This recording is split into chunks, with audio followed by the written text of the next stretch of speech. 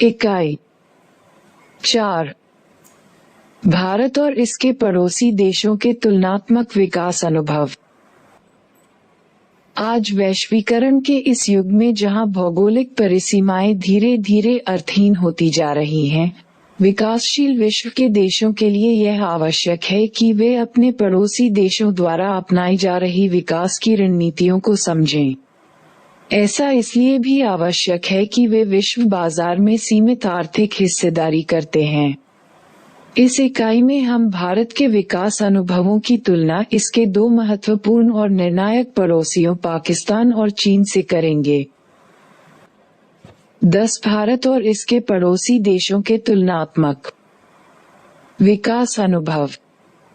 इस अध्याय का अध्ययन करने के बाद आप भारत और इसके पड़ोसी देशों चीन और पाकिस्तान के आर्थिक एवं मानव विकास के सूचकों की तुलनात्मक प्रवृत्तियों को समझ सकेंगे। विकास की वर्तमान अवस्था तक पहुंचने हेतु इन देशों द्वारा अपनाई गई उन नीतियों का मूल्यांकन कर सकेंगे, जिन्हें इन देशों ने विकास की वर्तमान स्थिति तक पहुंचने के लिए अपनाया है। भूगोल ने हमें पड़ोसी, इतिहास ने मित्र, अर्थशास्त्र ने भागीदार तथा आवश्यकता ने सहयोगी बना दिया है। जिन्हें भगवान ने ही इस प्रकार जोड़ा है, उन्हें इंसान कैसे अलग कर पाए। John F Kennedy. 10.1 परिचय। पिछली इकाइयों में हमने भारत के अनेक विकास अनुभवों का विस्तार से अध्ययन किया है। हमने ये भी अध्ययन किया था कि भारत ने किस प्रकार की नीतियां अपनाई और उनके विभिन्न क्षेत्रों पर किस प्रकार के प्रभाव पड़े। पिछले लगभग 2 दशकों से वैश्वीकरण में विश्व के प्रायः सभी देशों में नवीन आर्थिक परिवर्तन हुए हैं। इन परिवर्तनों के कुछ अल्पकालिक तो कुछ दीर्घकालिक प्रभाव भी हैं। भारत भी इनसे अछूता नहीं रहा है। विश्व के सभी राष्ट्र अपनी अर्थव्यवस्थाओं को सुदृढ़ करने के लिए अनेक उपाय अपनाते रहे हैं। इसी उद्देश्य से वे अनेक प्रकार के क्षेत्रीय और वैश्विक समूहों का निर्माण करते रहे हैं, जैसे कि सार्क, यूरोपियन संघ, BRICS, ASEAN, G8, G20 BRICS आदि। इसके अतिरिक्त विभिन्न राष्ट्र इस बात के लिए उत्सुक रहे हैं कि वे अपने पड़ोसी राष्ट्रों द्वारा अपनाई गई विकासात्मक प्रक्रियाओं को समझने की कोशिश करें। इससे उन्हें अपने पड़ोसी देशों की शक्तियों एवं कमजोरियों को बेहतर ढंग से समझने में मदद मिलेगी।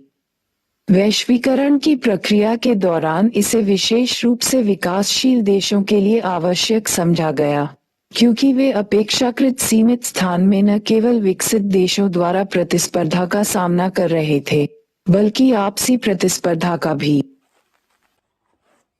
इसके अतिरिक्त अपने पड़ोसी देशों की अन्य आर्थिक व्यवस्थाओं की जानकारी भी आवश्यक थी, क्योंकि क्षेत्र की सभी मुख्य सामान्य आर्थिक गतिविधियां एक सहभागी वातावरण में मानव विकास से संबंधित थीं। इस अध्याय में हम भारत और उसके 2 बड़े पड़ोसी राष्ट्रों पाकिस्तान और चीन द्वारा अपनाई गई विकासात्मक नीतियों की तुलना करेंगे। परंतु ये याद रखना होगा कि भौतिक साधन संपन्नता संबंधी समानताओं के बावजूद विश्व के सबसे बड़े लोकतंत्र और 50 से भी अधिक वर्षों से धर्मनिरपेक्षता और अति उदार संविधान के प्रति प्रतिबद्ध रहे भारत की राजनीतिक शक्ति व्यवस्था और पाकिस्तान की सत्तावादी एवं सैन्यवादी राजनीतिक शक्ति संरचना या चीन की निर्देशित अर्थव्यवस्था के बीच कोई समानता नहीं है। चीन ने तो हाल ही में उदारवादी व्यवस्था की दिशा में अग्रसर होना प्रारंभ किया है। 10.2 विकास पथ एक चित्रांकन। क्या आप ये जानते हैं कि भारत, पाकिस्तान और चीन की विकासात्मक नीतियों में अनेक समानताएं हैं। तीनों राष्ट्रों ने विकास पथ पर एक ही समय चलना प्रारंभ किया है। भारत और पाकिस्तान 1947 में स्वतंत्र हुए, जबकि चीन गणराज्य की स्थापना 1949 में हुई। उस समय पंडित जवाहरलाल नेहरू ने अपने भाषण में कहा था, यद्यपि भारत और चीन के बीच विचारधारा में बहुत भेद है, लेकिन नए और क्रांतिकारी परिवर्तन एशिया की नवीन भावना और नई शक्ति के प्रतीक हैं, जो एशिया के देशों में साकार रूप ग्रहण कर रहे हैं। उद्धरण चिन्ह। तीनों देशों ने एक ही प्रकार से अपनी विकास नीतियां तैयार करना शुरू किया था। भारत ने 1951-56 में प्रथम पंचवर्षीय योजना की घोषणा की और पाकिस्तान ने 1956 में अपनी प्रथम पंचवर्षीय योजना की घोषणा की थी, जिसे मध्यकालिक विकास योजना भी कहा जाता था। चीन ने 1953 में अपनी प्रथम पंचवर्षीय योजना की घोषणा की। वर्ष 2018 में पाकिस्तान ने 12वीं पंचवर्षीय विकास योजना 2018-23 पर कार्य शुरू किया है, जबकि चीन अभी अपनी 14वीं पंचवर्षीय योजना 2021-25 पर काम कर रहा है। भारत की वर्तमान योजना 12वीं पंचवर्षीय योजना 2012-2017 पर आधारित है। मार्च 2017 तक भारत में पंचवर्षीय योजनाओं पर आधारित विकास नीति अपनाई जाती थी। भारत और पाकिस्तान ने समान नीतियां अपनाई, जैसे वृहत सार्वजनिक क्षेत्र का सृजन और सामाजिक विकास पर सार्वजनिक व्यय। 1980 के दशक तक तीनों देशों की समृद्धि दर और प्रति व्यक्ति आय समान थी। एक दूसरे की तुलना में आज उनकी स्थिति क्या है? इस प्रश्न का उत्तर देने से पहले आइए हम चीन और पाकिस्तान की विकास नीतियों के ऐतिहासिक पथ की जानकारी लें। पिछली 3 इकाइयों का अध्ययन करने के बाद हम अब ये जानते हैं कि भारत स्वतंत्रता प्राप्ति के समय से कौन सी नीतियां अपनाता रहा है। चीन एक दलीय शासन के अंतर्गत चीन गणराज्य की स्थापना के बाद अर्थव्यवस्था सभी महत्वपूर्ण क्षेत्रकों, उद्यमों तथा भूमि, जिनका स्वामित्व और संचालन व्यक्तियों द्वारा किया जाता था, को सरकारी नियंत्रण में लाया गया। 1958 में ग्रेट लीप फॉरवर्ड अभियान शुरू किया गया था, जिसका उद्देश्य बड़े पैमाने पर देश का औद्योगिकरण करना था। लोगों को अपने घर के पिछवाड़े में उद्योग लगाने के लिए प्रोत्साहित किया गया। ग्रामीण क्षेत्रों में कम्यून प्रारंभ किए गए। कम्यून पद्धति के अंतर्गत लोग सामूहिक रूप से खेती करते थे। 1958 में 26,000 कम्यून थे, जिनमें प्रायः समस्त कृषक शामिल थे। GLF अभियान में अनेक समस्याएं आईं। भयंकर सूखे ने चीन में तबाही मचा दी, जिसमें लगभग 30 मिलियन लोग मारे गए। जब रूस और चीन के बीच संघर्ष हुआ, तब रूस ने अपने विशेषज्ञों को वापस बुला लिया, जिन्हें औद्योगिकीकरण प्रक्रिया के दौरान सहायता करने के लिए चीन भेजा गया था। 1965 में माओ ने महान सर्वहारा सांस्कृतिक क्रांति का आरंभ किया। 1966-76 छात्रों और विशेषज्ञों को ग्रामीण क्षेत्रों में काम करने और अध्ययन करने के लिए भेजा गया। संप्रति चीन में जो तेज औद्योगिक समृद्धि हो रही है, उसकी जड़ें 1978 में लागू किए गए सुधारों में खोजी जा सकती हैं। चीन में सुधार चरणों में शुरू किया गया। प्रारंभिक चरण में कृषि, विदेशी व्यापार तथा निवेश क्षेत्रकों में सुधार किए गए। उदाहरण के लिए, कृषि क्षेत्र में कम्यून भूमि को छोटे छोटे भूखंडों में बांट दिया गया, जिन्हें अलग अलग परिवारों को आवंटित किया गया, प्रयोग के लिए न कि स्वामित्व के लिए। वे प्रकल्पित कर देने के बाद भूमि से होने वाली समस्त आय को अपने पास रख सकते थे। बाद के चरण में औद्योगिक क्षेत्र में सुधार आरंभ किए गए। सामान्य, नगरीय तथा ग्रामीण उद्यमों की निजी क्षेत्र की उन फर्मों को वस्तुएं उत्पादित करने की अनुमति थी, जो स्थानीय लोगों के स्वामित्व और संचालन के अधीन थे। इस अवस्था में उद्यमों को, जिन पर सरकार का स्वामित्व था, जिन्हें राज्य के उद्यम SOE के नाम से जाना जाता है और जिन्हें हम भारत में सार्वजनिक क्षेत्र के उद्यम कहते हैं, उनको प्रतिस्पर्धा का सामना करना पड़ा। सुधार प्रक्रिया में दोहरी कीमत निर्धारण पद्धति लागू थी। इसका अर्थ यह है कि कीमत का निर्धारण दो प्रकार से किया जाता था।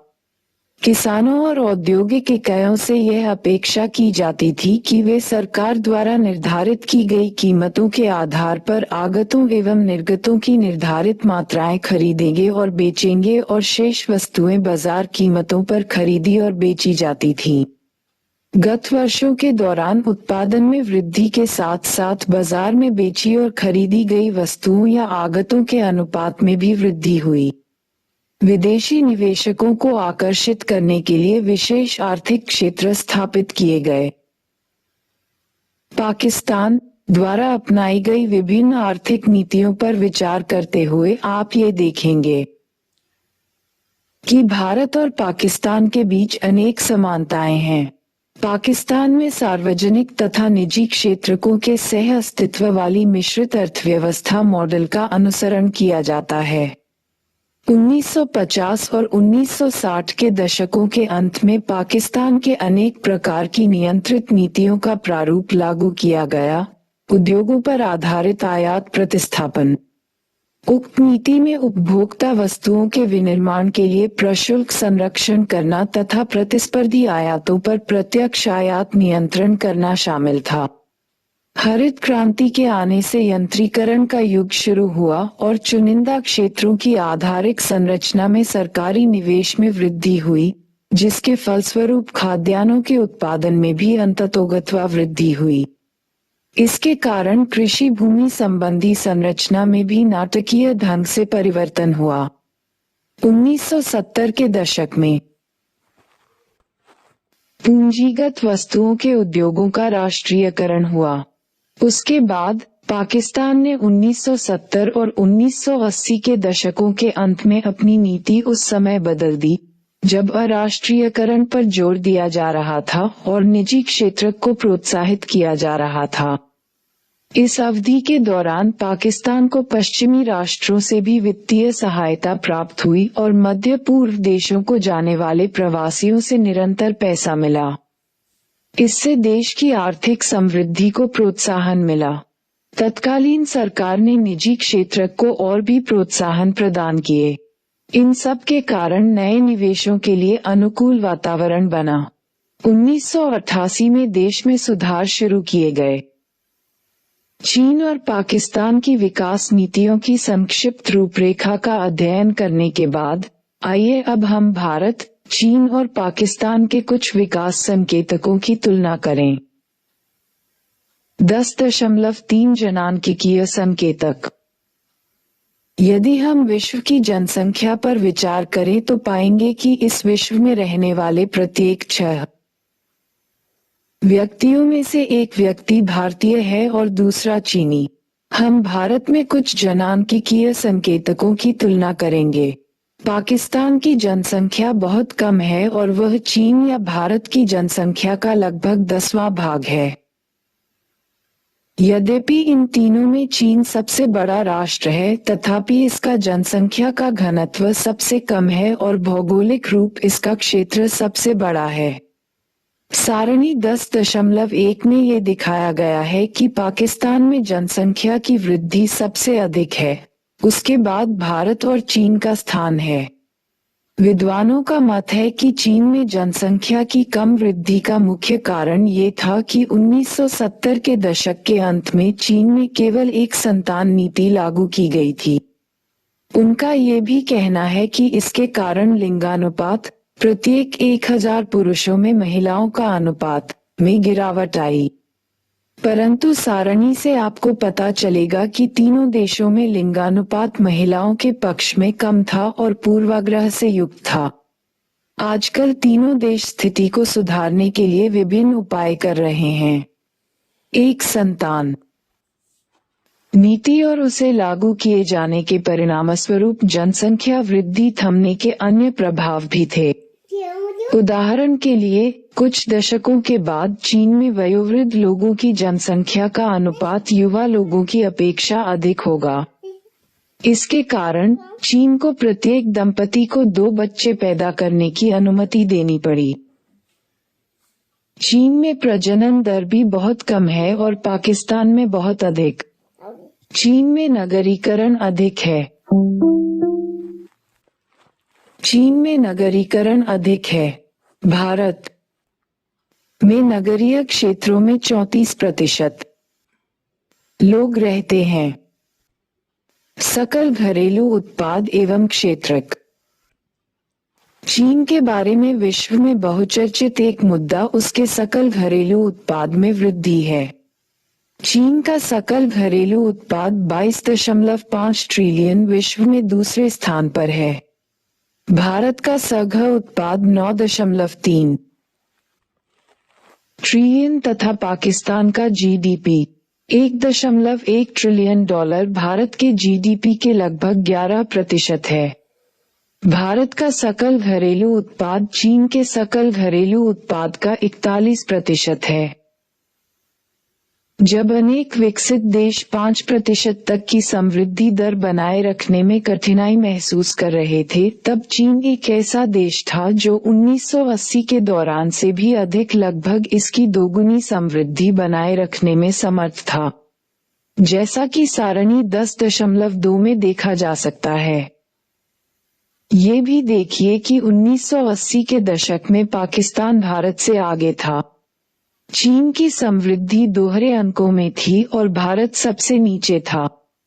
2015-2017 के दशक में पाकिस्तान और चीन की समृद्धि दरों में मामूली गिरावट आई, जबकि भारत में विकास दर में मामूली वृद्धि। कुछ विद्वानों का मत है कि पाकिस्तान में 1988 में प्रारंभ की गई सुधार प्रक्रिया तथा राजनीतिक अस्थिरता इस लंबी अवधि में प्रवृत्ति का मुख्य कारण था।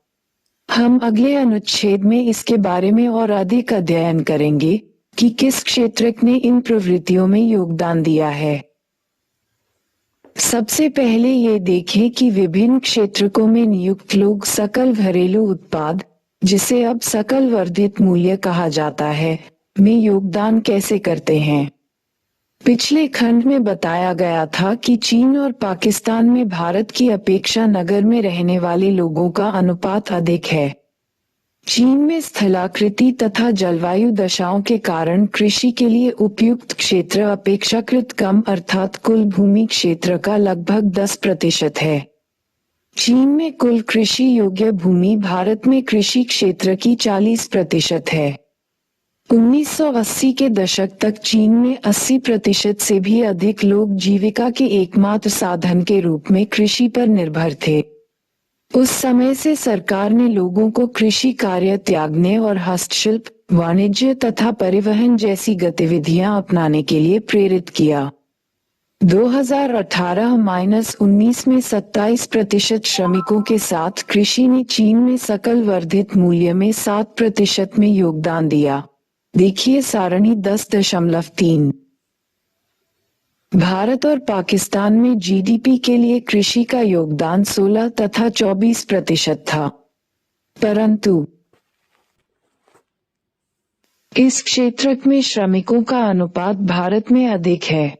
पाकिस्तान में लगभग 41% लोग कृषि कार्य करते हैं, जबकि भारत 43% उत्पादन तथा रोजगार में क्षेत्रवार हिस्सेदारी भी ये दर्शाती है कि पाकिस्तान की 24% श्रमशक्ति उद्योग क्षेत्र में कार्यरत है, जो कि सकल वर्धित मूल्य का केवल 19% उत्पादन के बराबर है। भारत में उद्योग श्रमशक्ति 25% है तथा सकल वर्धित मूल्य 30% के बराबर माल का उत्पादन करते हैं।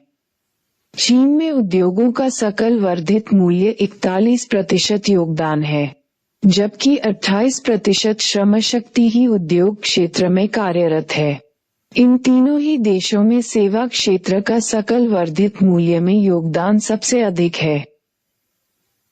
विकास की सामान्य प्रक्रिया के दौरान इन देशों ने सबसे पहले रोजगार और कृषि उत्पादन से संबंधित अपनी नीतियों को बदलकर उन्हें विनिर्माण और उसके बाद सेवाओं की ओर परिवर्तित कर दिया। ऐसा ही चीन में हो रहा है, जैसा कि सारणी 10.3 में देखा जा सकता है। भारत और पाकिस्तान में विनिर्माण में लगे श्रम बल का अनुपात बहुत कम अर्थात क्रमशः 25% और 24% था। GVA में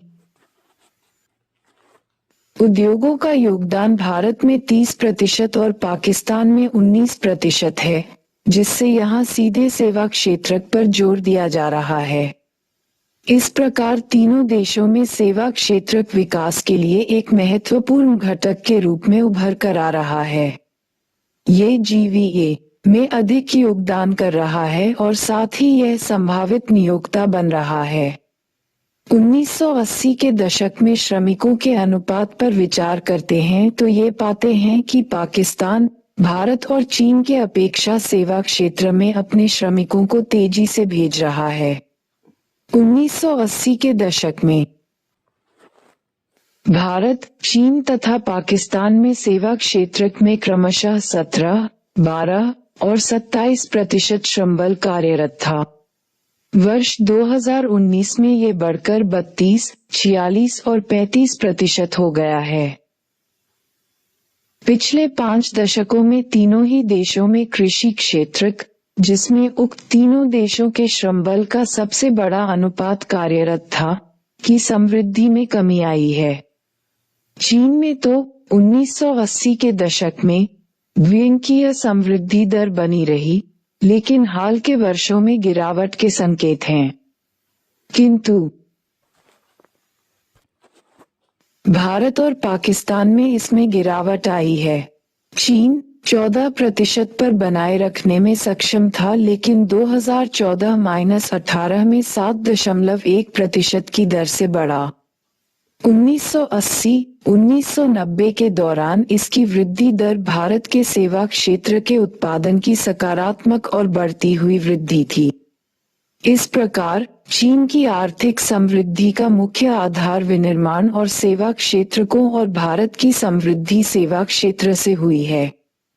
पाकिस्तान में इस अवधि में तीनों ही क्षेत्रों में गिरावट आई है।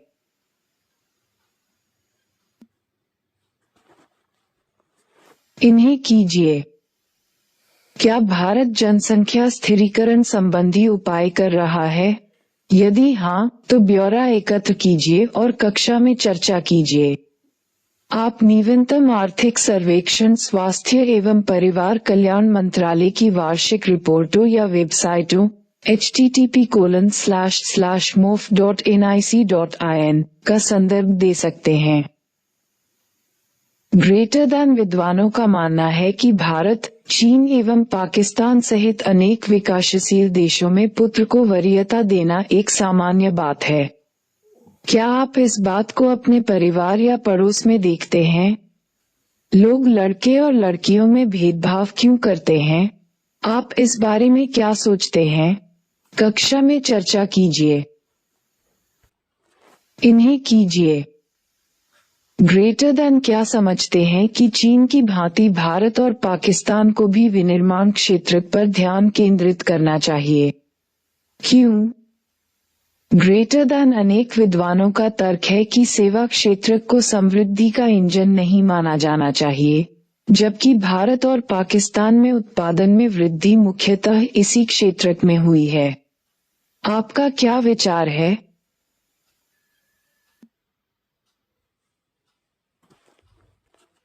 मानव विकास के संकेतक। आपने निचली कक्षाओं में मानव विकास के संकेतकों के महत्व और अनेक विकसित और विकासशील देशों की स्थिति के विषय में पढ़ा होगा। आइए हम देखें कि भारत, चीन और पाकिस्तान में मानव विकास के चुनिंदा संकेतकों में कैसा निष्पादन हुआ है। सारणी 10.5 देखें। सारणी 10.5 दर्शाती है कि चीन भारत तथा पाकिस्तान से आगे है।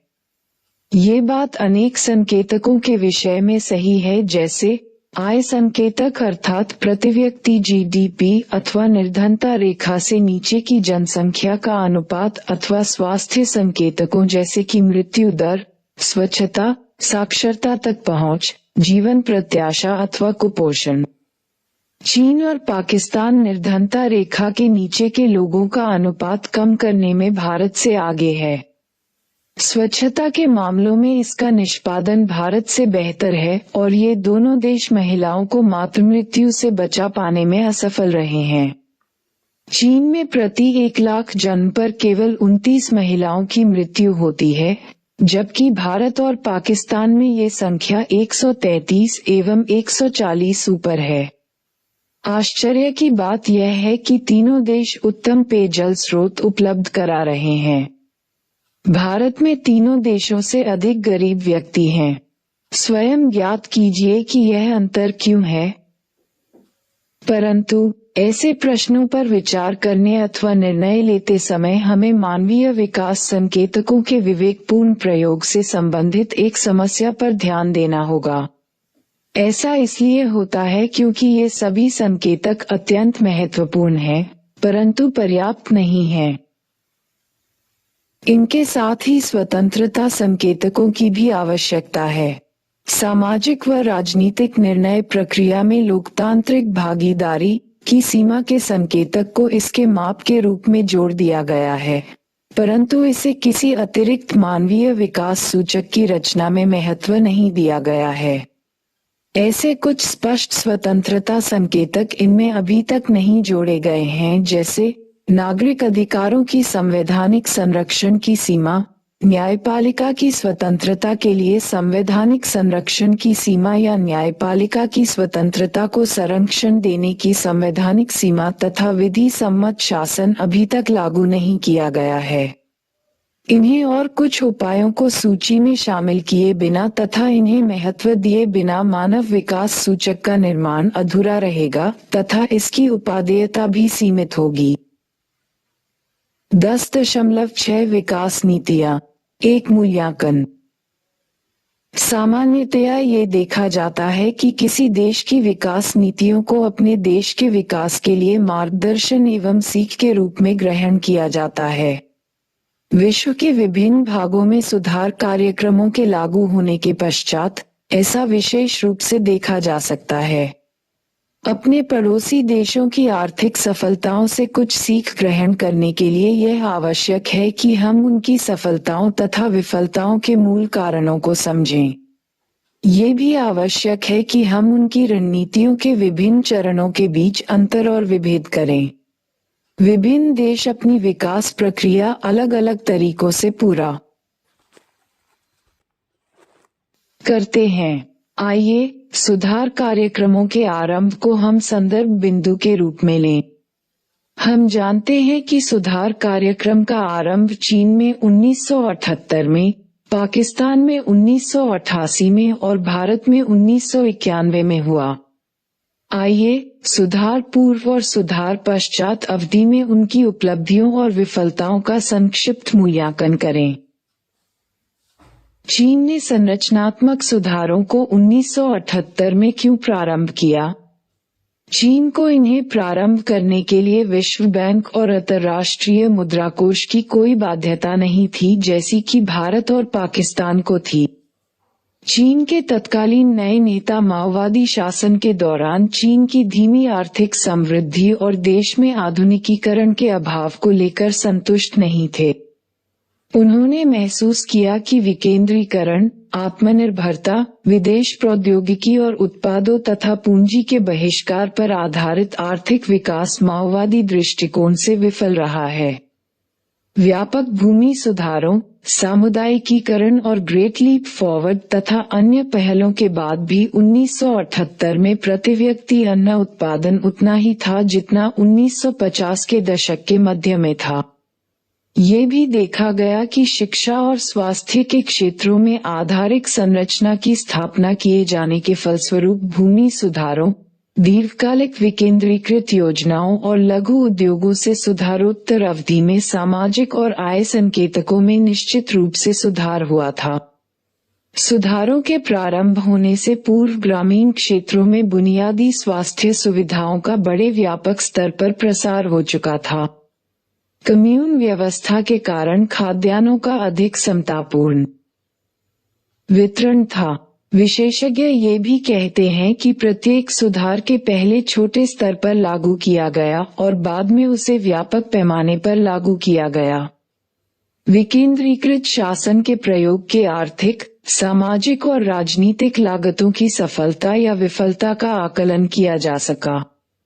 उदाहरण के लिए, जब छोटे छोटे भूखंड कृषि के लिए व्यक्तियों को दिए गए तो बहुत बड़ी संख्या में लोग समृद्ध बन गए।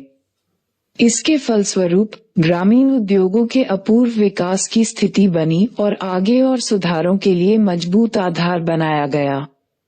विद्वान ऐसे अनेक उदाहरण देते हैं कि चीन में सुधारों के कारण किस प्रकार तीव्र समृद्धि हुई। विद्वान तर्क देते हैं कि सुधार प्रक्रिया से पाकिस्तान में तो सभी आर्थिक संकेतकों में गिरावट आई है। हमने पिछले खंड में देखा है कि वहां 1980 को दशक की तुलना में जीडीपी और क्षेत्रीय घटकों की समृद्धि दर में अभी तक कोई सुधार नहीं हुआ है। यद्यपि पाकिस्तान के अंतर्राष्ट्रीय गरीबी रेखा से संबंधित आंकड़े बहुत सकारात्मक रहे हैं, परंतु पाकिस्तान के सरकारी आंकड़ों का प्रयोग करने वाले ये संकेत देते हैं कि वहां निर्धनता बढ़ रही है। 1960 के दशक में निर्धनों का अनुपात 40% था, जो 1980 के दशक में गिरकर 25% हो गया और हाल के दशकों में पुनः बढ़ने लगा। विद्वानों ने पाकिस्तान की अर्थव्यवस्था में समृद्धि दर की कमी और निर्धनता के पुनः आविर्भाव के ये कारण बताए। कृषि समृद्धि और खाद्य पूर्ति, तकनीकी परिवर्तन संस्थागत प्रक्रिया पर आधारित न होकर अच्छी फसल पर आधारित था। जब फसल अच्छी होती थी तो अर्थव्यवस्था भी ठीक रहती थी और फसल अच्छी नहीं होती थी तो आर्थिक संकेतक नकारात्मक प्रवृत्तियां दर्शाते थे।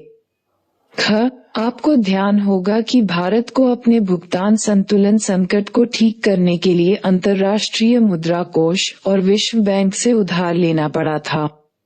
विदेशी मुद्रा प्रत्येक देश के लिए एक अनिवार्य घटक है और यह जानना आवश्यक है कि इसे कैसे अर्जित किया जाता है। यदि कोई देश अपने विनिर्मित उत्पादों के धारणीय निर्यात द्वारा विदेशी मुद्रा कमाने में समर्थ है, तो उसे कोई चिंता करने की जरूरत नहीं है। पाकिस्तान में अधिकांश विदेशी मुद्रा मध्य पूर्व में काम करने वाले पाकिस्तानी श्रमिकों की आय प्रेषण तथा अति अस्थिर कृषि उत्पादों के निर्यातों से प्राप्त होती है। एक ओर विदेशी ऋणों पर निर्भर रहने की प्रवृत्ति बढ़ रही थी, तो दूसरी ओर पुराने ऋणों को चुकाने में कठिनाई बढ़ती जा रही थी।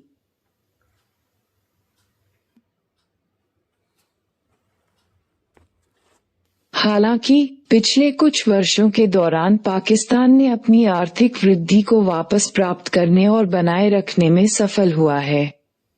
वार्षिक योजना 2019-20 की रिपोर्ट के अनुसार वर्ष 2017-18 में सकल घरेलू उत्पाद में 5.5% की वृद्धि दर्ज की गई, जो कि पिछले दशकों की तुलना सबसे अधिक है। जबकि कृषि क्षेत्र में विकास दर संतोषजनक रहा। औद्योगिक और सेवा क्षेत्रों में विकास दर 4.9 और 6.2% रहा। कई समष्टि अर्थशास्त्र सूचक स्थिर एवं सकारात्मक रुझान की ओर इशारा कर रहे हैं।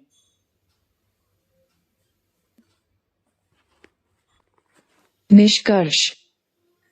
अपने पड़ोसी देशों के विकास अनुभवों से हमें क्या सीख मिलती है?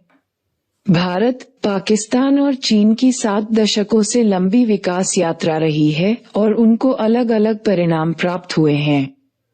1970 के दशक के उत्तरार्ध में तीनों का ही विकास स्तर निम्न था। पिछले 3 दशकों में इन तीनों देशों का विकास स्तर अलग अलग रहा है। लोकतांत्रिक संस्थाओं सहित भारत का निष्पादन साधारण रहा है। अधिकतर लोग आज भी कृषि पर निर्भर हैं। भारत ने आधारित संरचना के विकास और जीवन स्तर में सुधार के लिए कई पहल की हैं। विद्वानों का मत है कि राजनीतिक अस्थिरता, प्रेषणों और विदेशी सहायता पर अत्यधिक निर्भरता और कृषि क्षेत्र का अस्थिर निष्पादन पाकिस्तान की अर्थव्यवस्था की गिरावट के कारण है। पिछले 5 वर्षों में कई समष्टि अर्थशास्त्र सूचक सकारात्मक और मध्यम विकास दर दर्शा रहे हैं, जो आर्थिक पुनरुत्थान को सूचित कर रहे हैं। चीन में राजनीतिक स्वतंत्रता का अभाव तथा मानव अधिकारों पर उसके निहितार्थ चिंता के मूल विषय हैं। फिर भी अंतिम 4 दशकों में से इसने अपनी राजनीतिक प्रतिबद्धता को खोए बिना बाजार व्यवस्था का प्रयोग किया तथा निर्धनता निवारण के साथ साथ समृद्धि के स्तर को बढ़ाने में सफल रहा है। आप ये भी देखेंगे कि भारत और पाकिस्तान में जहां सार्वजनिक क्षेत्र के उपक्रमों के निजीकरण का प्रयास हो रहा है, वहां चीन ने बाजार व्यवस्था का उपयोग अतिरिक्त सामाजिक आर्थिक सुअवसरों के सर्जन के लिए किया है। सामुदायिक भूस्वामित्व को कायम रखते हुए और लोगों को भूमि पर कृषि की अनुमति देकर चीन ने ग्रामीण क्षेत्रों में सामाजिक सुरक्षा सुनिश्चित कर दी है। चीन में सुधारों से पूर्व ही सामाजिक आधारिक संरचना उपलब्ध कराने में सरकारी हस्तक्षेप द्वारा मानव विकास संकेतकों में सकारात्मक परिणाम हुए हैं। पुनरावर्तन।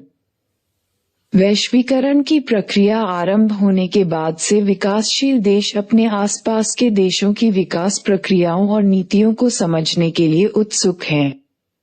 इसका कारण यही है कि उन्हें अब केवल विकसित देशों से ही नहीं वरन अपने जैसे अनेक विकासशील देशों से भी प्रतिस्पर्धा का सामना करना पड़ रहा है।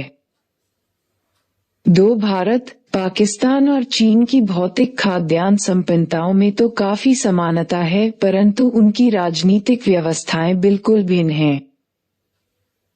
तीनों ही देशों ने इसी तरह की योजनाओं को विकास के स्वरूप का आधार बनाया है, किंतु उन योजनाओं के क्रियान्वयन के लिए इन्होंने जो संरचनाएं बनाई हैं, वे भिन्न हैं। 1980 के दशक के प्रारंभिक वर्षों तक तीनों देशों के सभी विकास संकेतक अर्थात समृद्धि दर, संबुद्ध 4, राष्ट्रीय आय में उद्योगवार योगदान आदि समान थे। 5-6 चीन ने आर्थिक सुधार 1978 में प्रारंभ किए, पाकिस्तान ने 1988 में और भारत ने 1991 में। चीन ने संरचनात्मक सुधारों का निर्णय स्वयं लिया था, जबकि भारत और पाकिस्तान को अंतर्राष्ट्रीय संस्थाओं ने ऐसे सुधार करने के लिए बाध्य किया था। साथ इन 3 देशों में अपनाए गए नीति उपायों के परिणाम भी भिन्न रहे हैं। उदाहरणार्थ, चीन में केवल एक संतान नीति के द्वारा जनसंख्या की वृद्धि रुक गई, किंतु भारत और पाकिस्तान में इस दिशा में अभी ऐसा परिवर्तन होना बाकी है। 70 वर्षों के योजनाबद्ध विकास के बाद भी इन देशों की जनसंख्या का एक बहुत बड़ा भाग अभी तक कृषि पर निर्भर है। भारत में कृषि निर्भरता सबसे अधिक है। चीन ने परंपरागत विकास नीति को अपनाया, जिसमें क्रमशः कृषि से विनिर्माण तथा उसके बाद सेवा की ओर अग्रसर होने की प्रवृत्ति थी। भारत तथा पाकिस्तान सीधे कृषि से सेवा क्षेत्र की ओर चले गए। 10 चीन में औद्योगिक क्षेत्र में उच्च समृद्धि दर कायम रही है, जबकि भारत और पाकिस्तान में कोई परिवर्तन नहीं हुआ है। इसके फलस्वरूप भारत व पाकिस्तान के विपरीत चीन को औद्योगिक समृद्धि के कारणवश उसकी प्रति व्यक्ति सकल घरेलू उत्पाद में तीव्र गति से वृद्धि हुई है। 11 चीन अनेक मानव विकास संकेतकों में भारत और पाकिस्तान से आगे है। इसके बावजूद इस प्रगति में सुधार प्रक्रिया का कोई योगदान नहीं था, बल्कि उस रणनीति का था जिसे चीन ने सुधार के पूर्व अवधि में अपनाया था। 12 विकास संकेतकों के मूल्यांकन के लिए स्वतंत्रता संबंधी सूचकों को भी ध्यान में रखना होगा। अभ्यास 1 क्षेत्रीय और आर्थिक समूहों के बनने के कारण दीजिए। 2 वे विभिन्न साधन कौन से हैं जिनकी सहायता से देश अपनी घरेलू व्यवस्थाओं को मजबूत बनाने का प्रयत्न कर रहे हैं। 3 वे समान विकासात्मक नीतियां कौन सी हैं जिनका कि भारत और पाकिस्तान ने अपने अपने विकासात्मक पथ के लिए पालन किया है। 4. 1958 में प्रारंभ की गई चीन के ग्रेट लीप फॉरवर्ड अभियान की व्याख्या कीजिए। 5. चीन की तीव्र औद्योगिक समृद्धि 1978 में उसके सुधारों के आधार पर हुई थी। क्या आप इस कथन से सहमत हैं? स्पष्ट कीजिए। 6. पाकिस्तान द्वारा अपने आर्थिक विकास के लिए किए गए विकासात्मक पहलों का उल्लेख कीजिए। 7. चीन में एक संतान नीति का महत्वपूर्ण निहितार्थ क्या है? 8.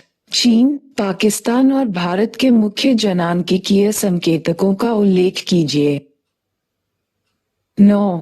भारत और चीन के सकल घरेलू उत्पाद या सकल वर्धित मूल्य के लिए क्षेत्रीय योगदान के विपरीत तुलना करें। यह क्या दर्शाता है? 10. मानव विकास के विभिन्न संकेतकों का उल्लेख कीजिए।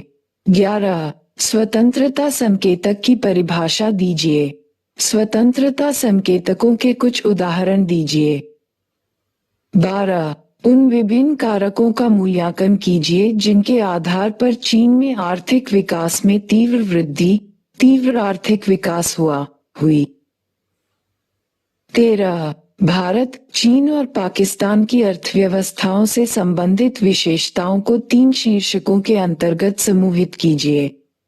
एक संतान का नियम, निम्न प्रजनन दर, नगरीकरण का उच्च स्तर, मिश्रित अर्थव्यवस्था, अति उच्च प्रजनन दर, भारी जनसंख्या, जनसंख्या का अत्यधिक घनत्व।